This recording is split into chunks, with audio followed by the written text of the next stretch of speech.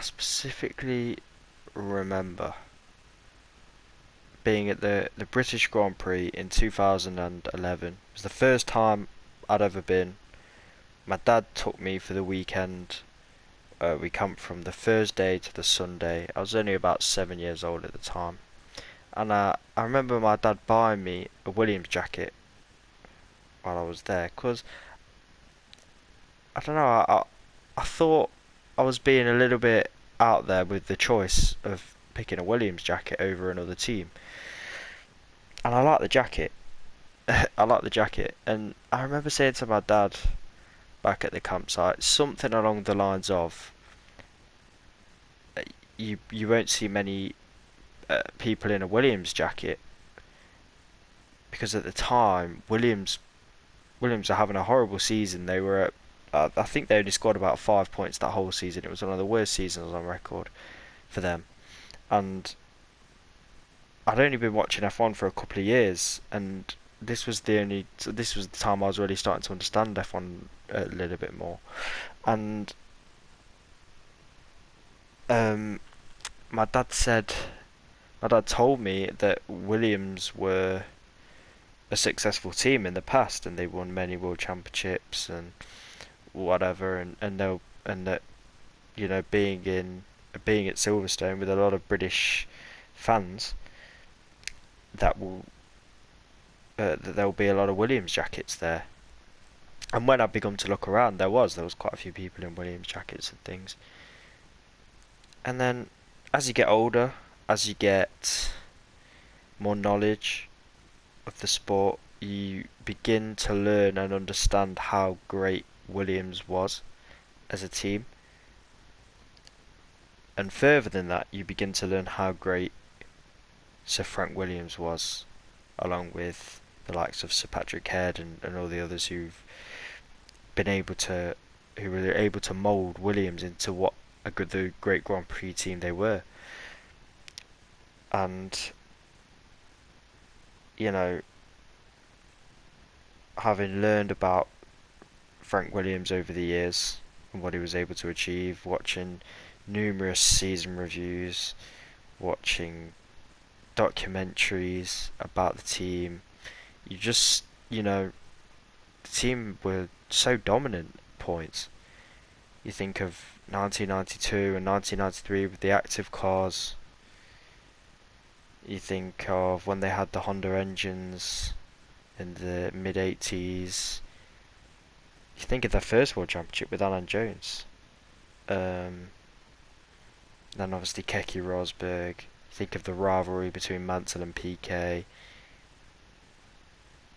You know, they're the things that come to mind when you think of Williams Grand Prix Engineering, the which was founded in 1977 by Sir Frank Williams, and he brought in Sir Patrick Head to work with him, and the two really were a great duo, one of the best duos there ever has been in Formula One.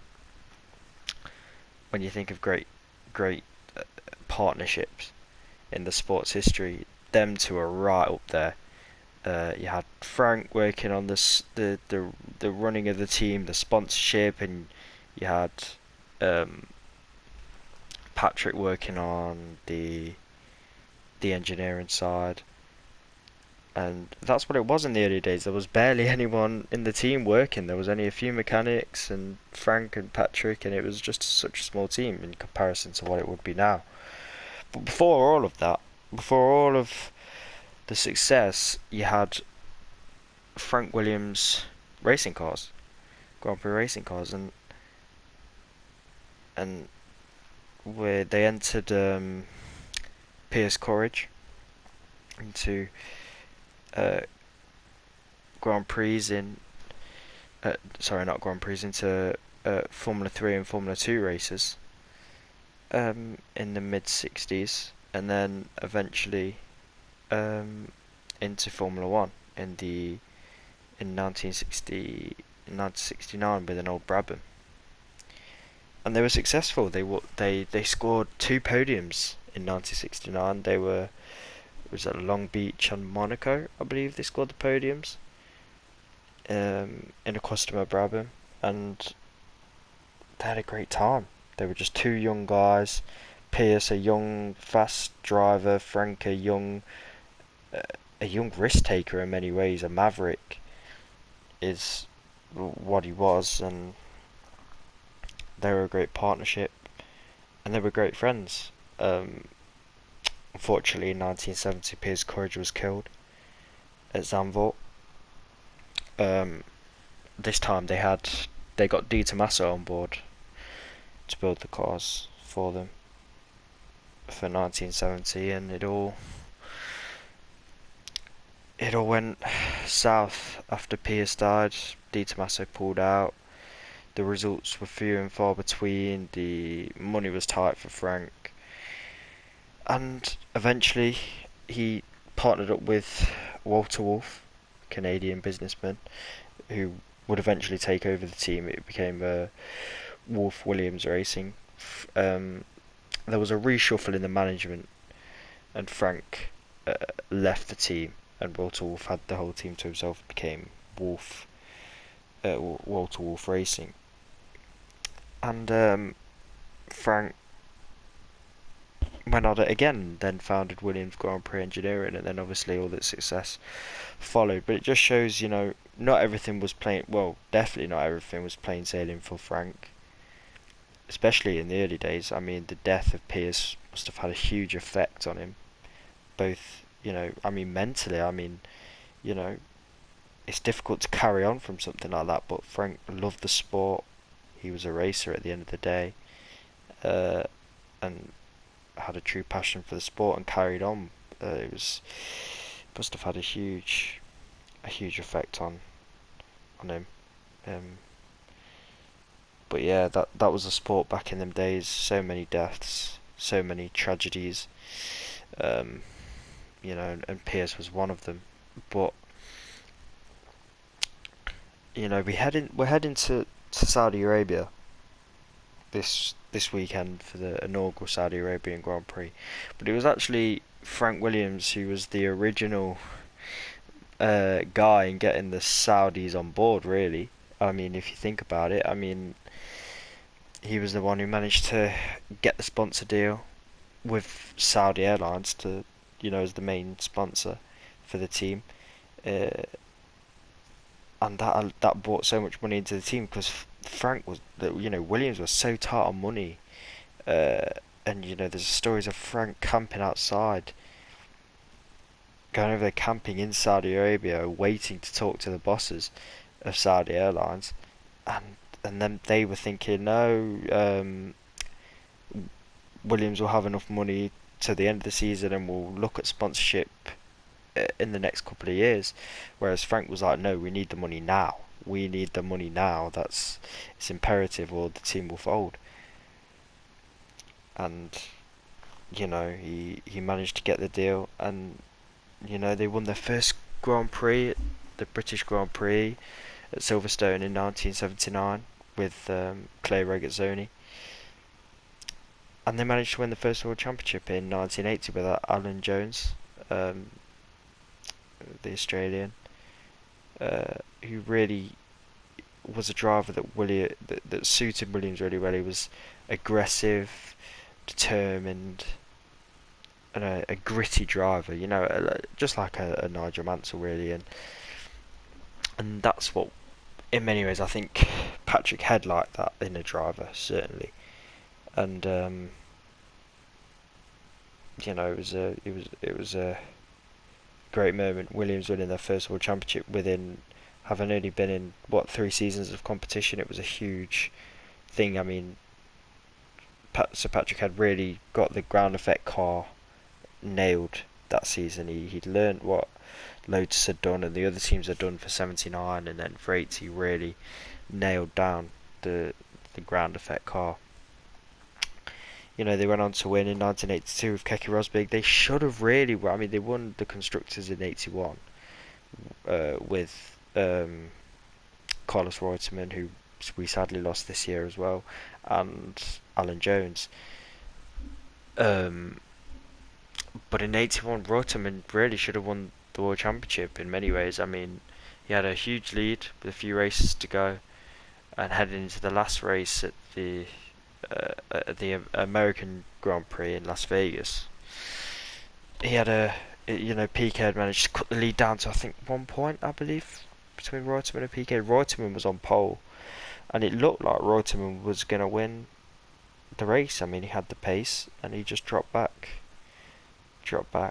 Nobody really knows why, and Nelson Piquet won his first world title for Brabham. But Reutemann, yeah, I say should have, would have, could have, at the end of the day. But he was in a prime position to win that season, and didn't.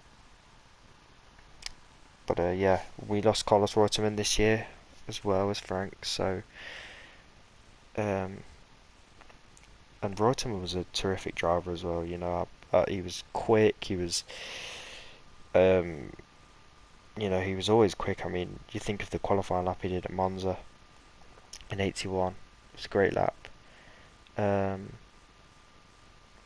But that's the way the cookie crumbles at the end of the day. Not all, sometimes, even if you do have the pace, you never end up winning. Sometimes, but he was a fantastic driver, Carlos Reutemann. But yeah, anyway, moving on. Obviously, in 1986, Frank Williams had his life-changing accident, which rendered him paralysed, I believe, from the neck down. He was driving a Ford Sierra Cosworth out from Paul Ricard. They were doing a test there before the season, and he was driving with journalist Peter Windsor, who worked for the team at the time. Crashed the car, was taken to hospital in Marseille, and it's keen to note that Frank, they were going to leave him to die in the hospital. The doctors were. They were going to leave him to die. They were going to let nature run its course. They thought that nothing could be done to save Frank. He was in the critical care ward or whatever it's called, and Ginny Williams, Frank Williams' wife, managed to get him over to the UK, where he was given the proper care that he needed, and he obviously survived. He was paralysed, but it just shows to the character of Frank Williams that he never gave up. He went on to run the team successfully up until 2013, when he handed over the reins to Claire Williams. But it just shows the sheer determination of Frank Williams' character, and also Ginny Williams, who the stories of her actually saving his life, literally with her own hands in the hospital when Frank was about to die. And her determination was fantastic, and she put so much effort into the team. Investing a lot of her own money and her own family's money into Frank Williams and his racing efforts in the early days. And also, there's a funny story about Ginny Williams actually, and just before I say that, there's that iconic picture of her at Brands Hatch in 1986 lifting the trophy up for Frank, and not just Frank but the whole team. They scored a 1-2 at the British Grand Prix, and she stood up on that, and there was a sheer look of determination on her face. It's an iconic image for Williams of the Formula One. But there's a funny story about Ginny Williams actually. A driver stayed over at their house. I forget which driver it was now, but they didn't end up signing him because he made his bed, and she said no racing driver in their right mind would make their bed. It's interesting. I don't know if that's true. I don't know whether any of the top Formula 1 drivers these days make their beds, but it's an interesting thought. But yeah, Frank managed to bounce back from his accident. Whether he was in a wheelchair, and obviously he wasn't able to do the things that he did before. He used to run around the track. He was an incredibly fit guy. Loved running. And stayed so healthy all the time. But obviously he wasn't able to do that anymore. So his life had changed, but he was still,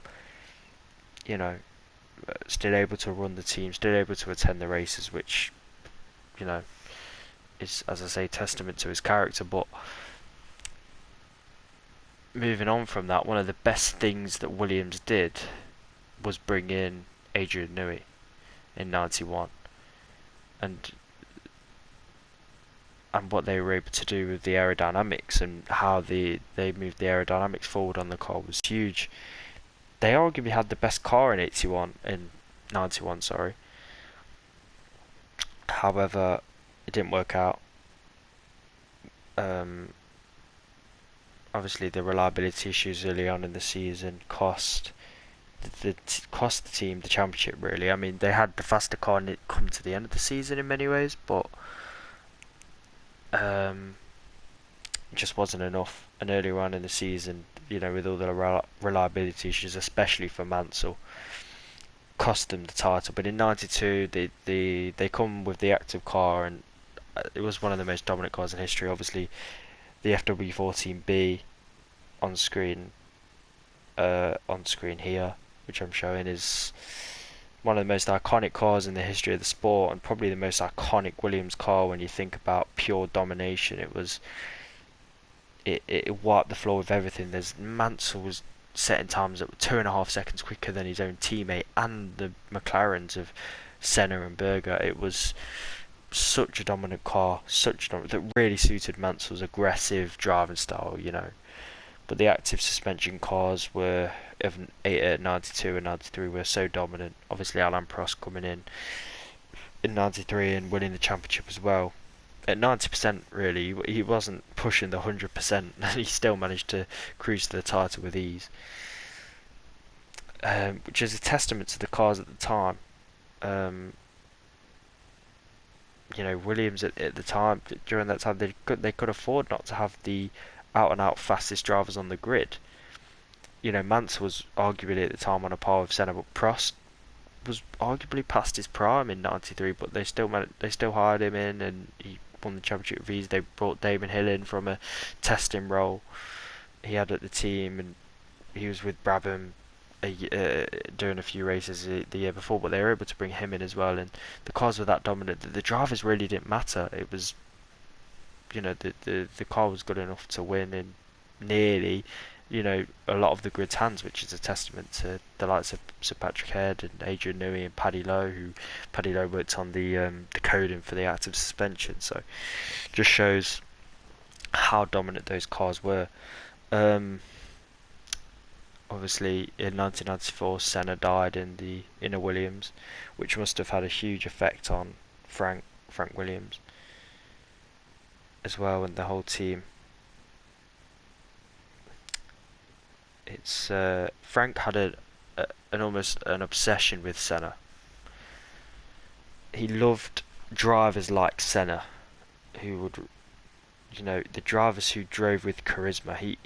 I don't think he was inspired by a driver like a Prost, who would be smooth and gentle with the car, but was still able to bang in a great lap. But Senna was Frank's kind of driver, like a Villeneuve or like a Montoya. Frank was obsessed with those kind of drivers, and not so obsessed, and almost, it said he was almost well, not that he disliked the other type of drivers, but he was not as warm to those, to a Prost or a driver like that. And he used to talk to Senna often away from racing and also at the track. I mean, it's almost unheard of, to hear of a rival team boss talking to a rival driver. But they did. They were very close friends. There's a really interesting story actually that I heard the other day, that in the 1988 Hungarian Grand Prix, Mansell qualified on the front row alongside Senna, who was on pole, and it said that Frank Williams said to Senna in before the race that Mansell will either spin off trying to overtake you or overtake you and win the race.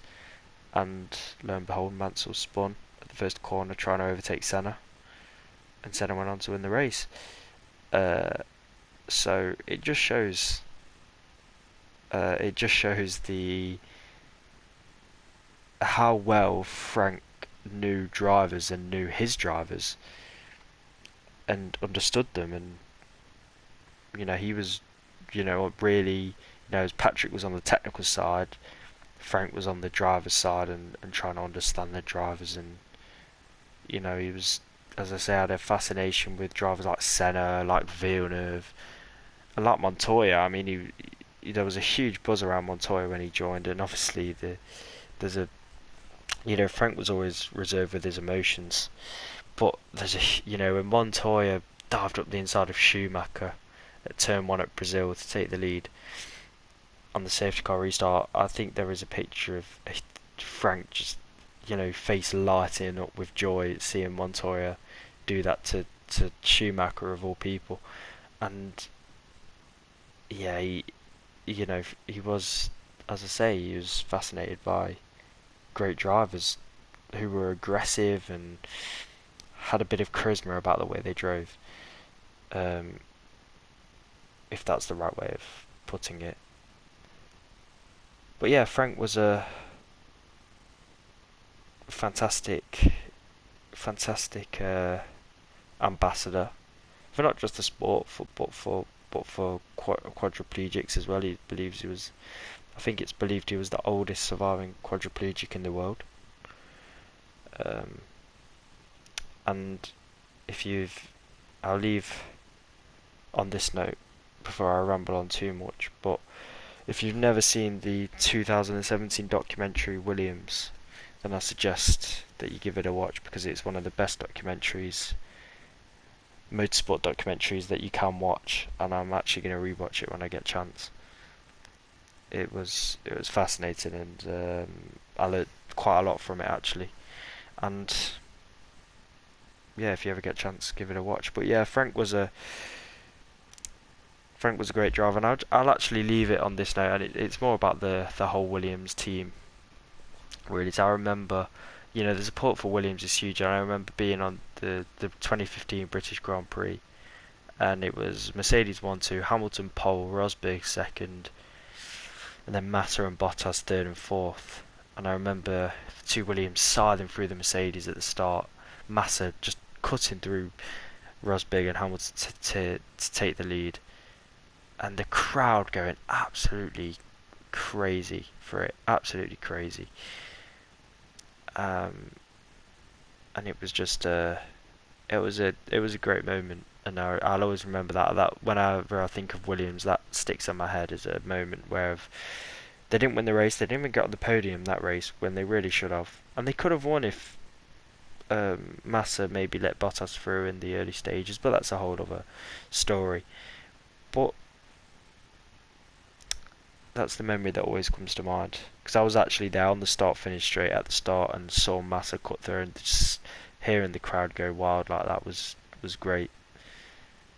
And yeah, but Frank Williams, what a man, and Williams Grand Prix Racing, what a team, and what a team he created, and he'll be missed.